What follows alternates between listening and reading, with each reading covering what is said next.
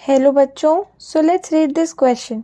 Question कह रहा है what is an ionic bond and explain it's formation by taking the example of sodium and chlorine atoms. तो सबसे पहले हमसे पूछा जा रहा है कि एक आयोनिक बॉन्ड क्या होता है। तो हम आयोनिक बॉन्ड को कुछ इस तरीके से डिफाइन करते हैं कि it is a bond formed by electrostatic attraction between two oppositely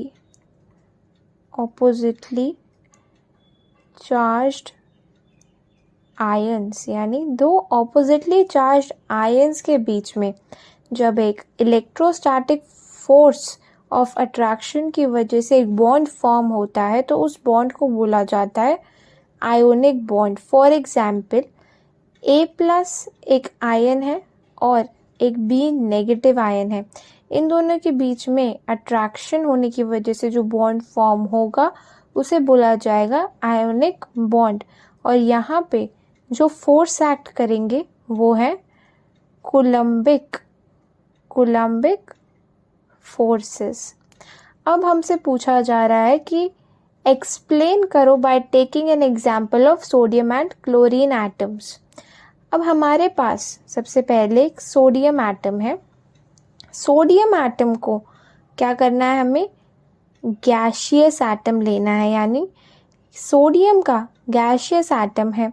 अब सोडियम क्या करता है, एक इलेक्ट्रॉन रिमूव करता है नोबल गैस कॉन्फ़िगरेशन अटेन करने के लिए। तो ये क्या करेगा, it will form Na+ gaseous and remove 1 electron. इस प्रोसेस में जो एनर्जी की रिक्वायरमेंट होगी उसे बोला जाता है आयोनाइजेशन एंथैल्पी। सेकेंड चलते हैं क्लोरीन की तरफ। क्लोरीन को अपना ऑक्टेट पूरा करने के लिए एक इलेक्ट्रॉन की नीड होती है।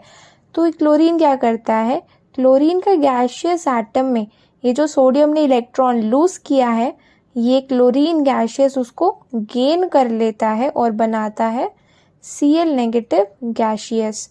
अब Na+ और Cl- ये दोनों स्टेबल हैं क्योंकि नोबल गैस कॉन्फ़िगरेशन अटेन कर चुके हैं।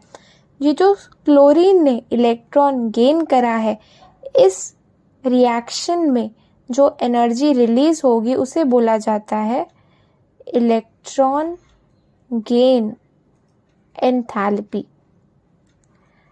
अब क्या होता है, जब Na+ और Cl- पास आते हैं तब Na+ gaseous and Cl- gaseous जब आपस में रिएक्ट करते हैं तब एक ऑपोजिट चार्ज्ड आयन होने की वजह से इनके बीच में इलेक्ट्रोस्टैटिक अट्रैक्शन होना शुरू होता है और ये क्या बना लेते हैं, NaCl सॉलिड, यानी एक क्रिस्टलाइन स्ट्रक्चर ये फॉर्म कर लेते हैं। इस स्टेप में काफ़ी एनर्जी जो है रिलीज होती है जिसे बोला जाता है लैटिस एनर्जी। तो इस तरीके से जो है एक आयनिक बॉन्ड फॉर्म होता है Na+ और Cl- में और एक सोडियम क्लोराइड क्रिस्टलाइन सॉलिड का फॉर्मेशन हो जाता है। आई होप सबको ये सोल्यूशन समझ में आ गया होगा। Thank you very much and all the best.